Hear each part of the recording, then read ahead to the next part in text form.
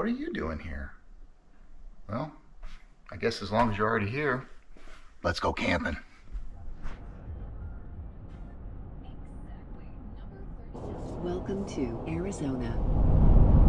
Hey party people, that's right, today we are in Arizona. Going to do a little camping in the Virgin River Gorge at the Virgin River Recreation Area. I've driven by it several times, never stopped, don't really know much about it, but we're going to go there today. We're going to stay the night. It's going to be fun, so stick around, enjoy. We'll see you in a little bit.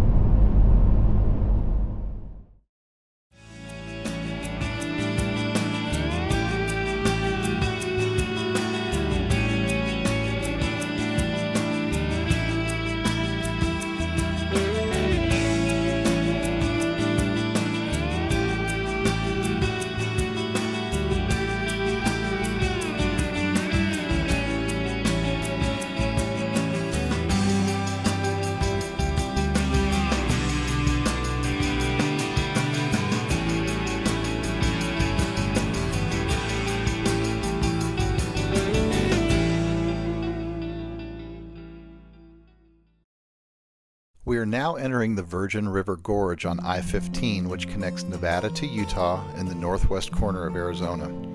This roadway opened in December 1973 after 9 years of construction. At the time, it was the most expensive rural interstate project at a cost of $10 million per mile. That is in 1973 dollars. That would equate to approximately $70 million per mile in today's money. Before this roadway was built, the alternative route is Old Highway 91, which only adds about 15 miles or 20 to 25 minutes to the drive from Littlefield to St. George. This is a 15-mile long river gorge that is so rugged, travel by horse or even by foot would be nearly impossible. The canyon is very steep and narrow, and the original road builders had to rappel down 400-foot rock faces just to set the explosive charges needed to clear the way for the road. During construction, they actually had to reroute the river channel in 12 places and built a total of 7 bridges through the gorge. The Virgin River Canyon Recreation Area is located along I-15 approximately 20 miles southwest of St. George, Utah, and approximately 20 miles northeast of Mesquite, Nevada. It can be accessed from the Cedar Pocket exit, which is milepost 18. The overnight use fee is $8 per site per night, and the day use fee is $2 per vehicle. The recreation area currently has 25 sites that can be reserved through recreation.gov, and the remaining 83 sites are first come, first serve. All right, we are here at camp in the Virgin River Canyon. It's a little strip of land between Nevada and Utah, northwest Arizona. Give you a little quick tour. We haven't unloaded yet. We haven't set anything up. But this is going to be my view for the rest of the day and tomorrow.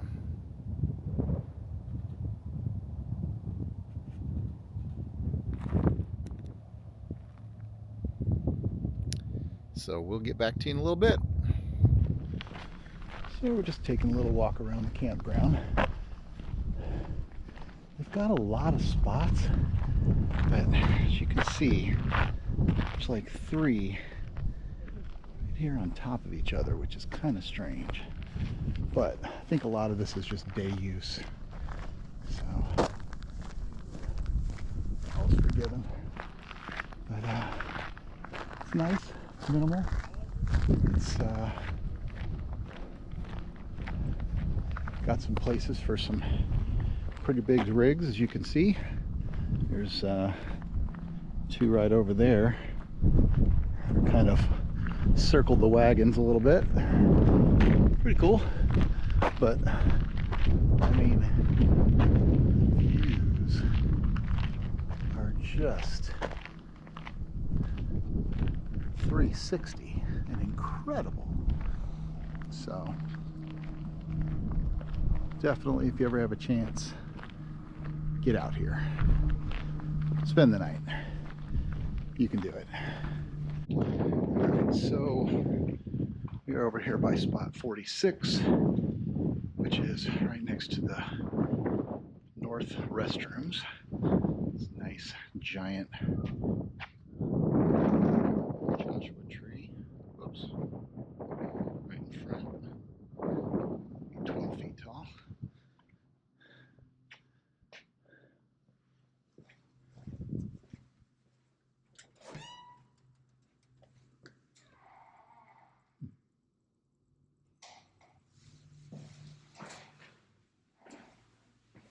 Nice and clean. Very impressed. All right, moving on. Oh wow, over here by spot 50. Oh yeah, got a nice view of the river. That's nice. It's kind of far away. I don't know if you can see it. There's I-15 out there in the distance. Virgin River right below.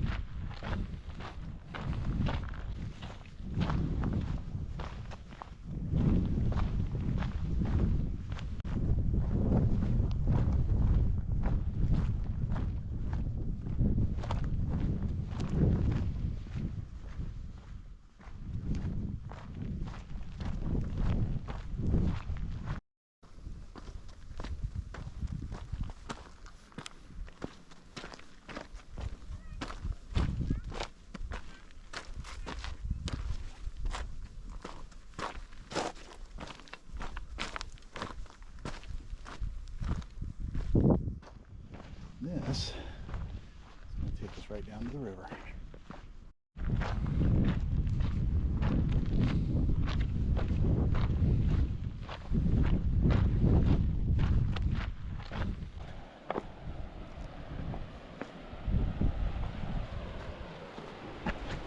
Uh-oh.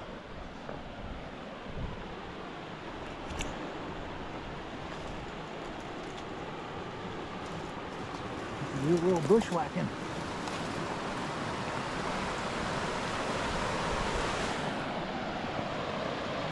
Ah, but look at this. This.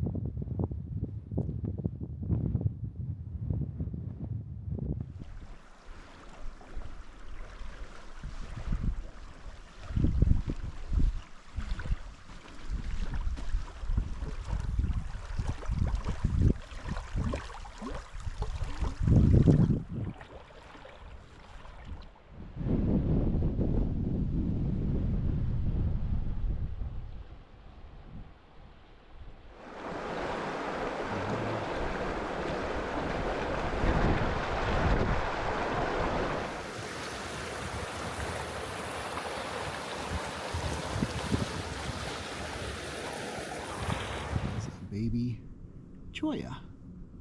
I've never seen one so small. How cool is that? And by comparison, yeah, on this cool little rock ledge. This is pretty much as far as I can go today because, well, I'd have to rock climb and probably scramble. And I don't know if I'm up for that, but this area just absolutely phenomenal. Look at this. Can't beat this. All right, we're gonna head back.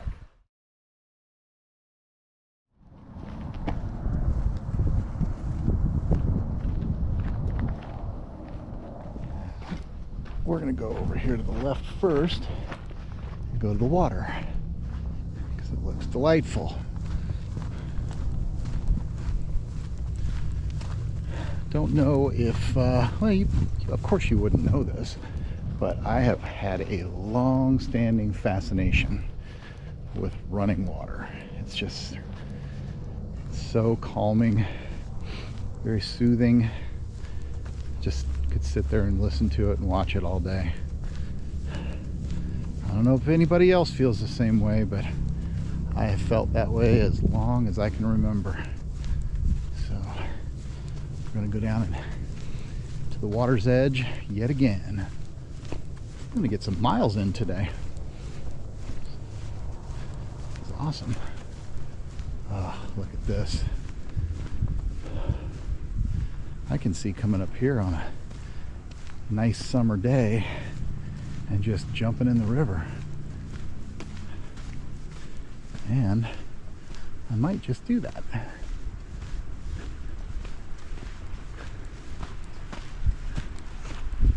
Oh yeah, this is nice.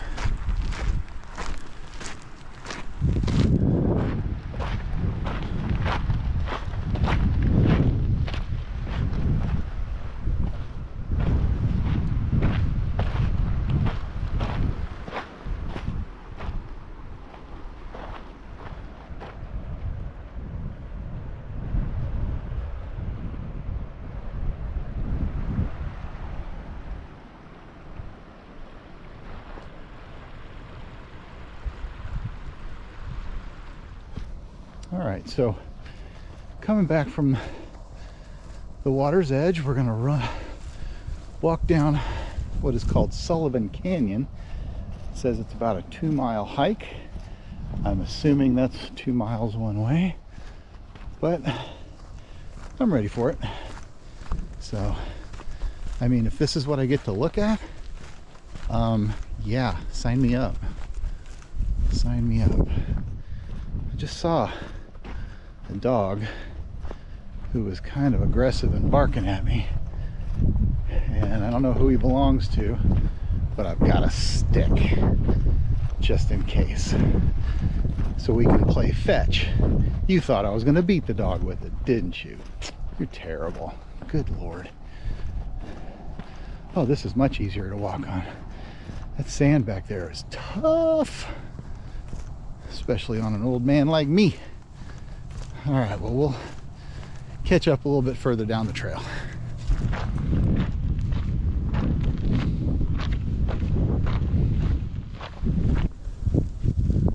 What's this?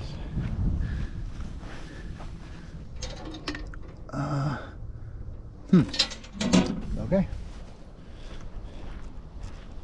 Random.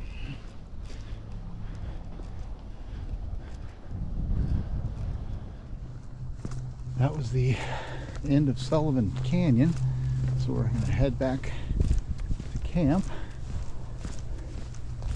Let's see if we can get into some other mischief. Nothing too bad, obviously.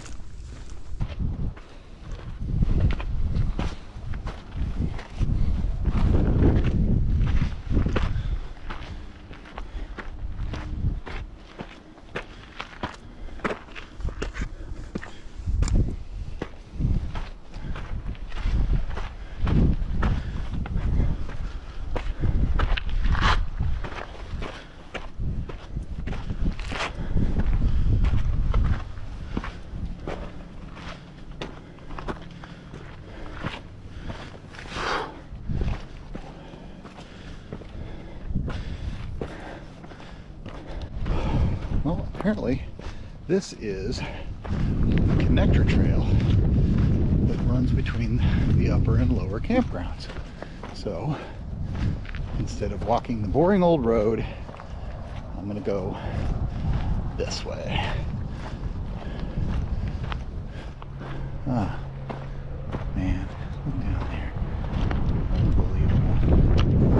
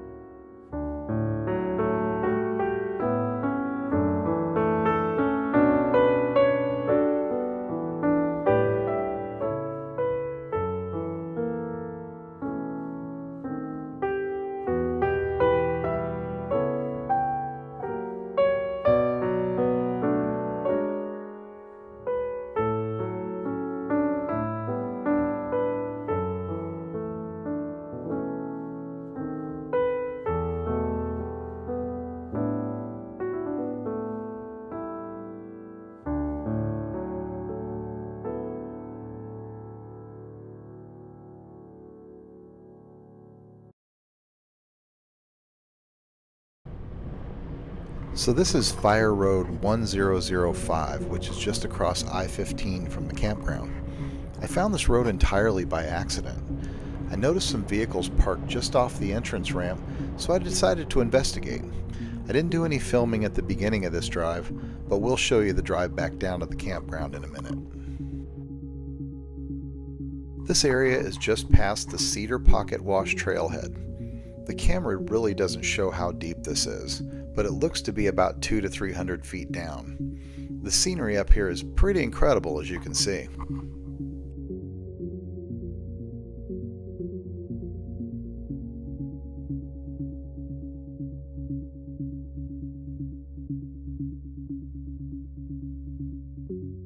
I checked the maps online and it appears that this road continues for several miles and eventually links up to Old Highway 91. I even saw a few dispersed campsites on the drive up. Definitely something to investigate on my next trip.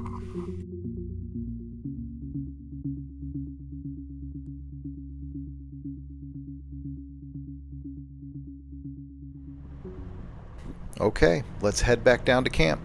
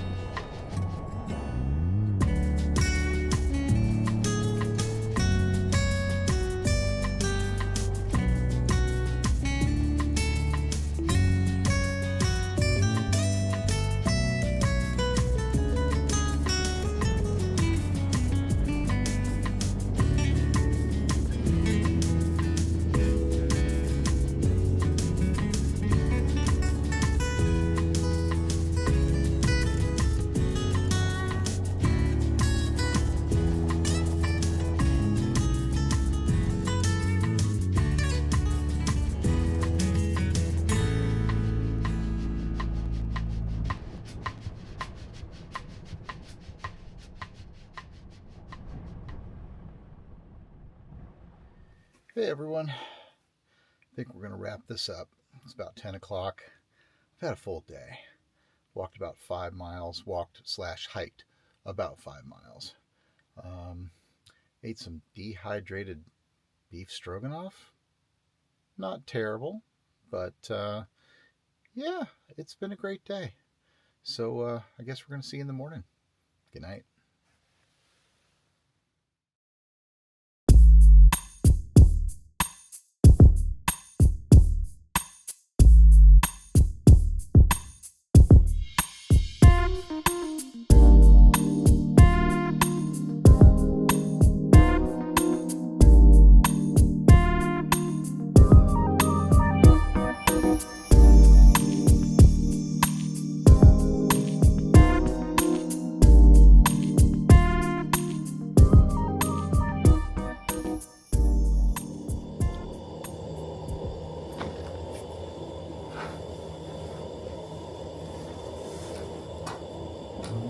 We're just waiting for some water to get hot, making some coffee, some apples and cinnamon, oatmeal,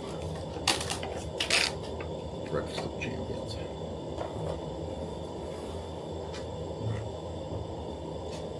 We're getting there. See some movement.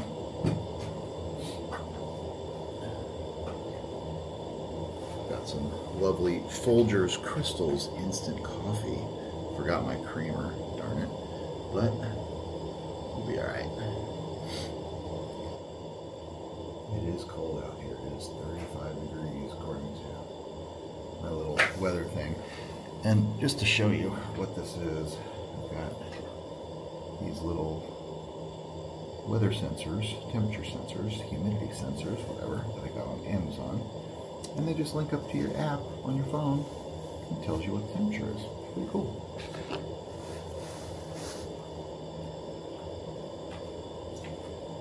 And I don't think I want this actually boiling, so we're going to kill it now.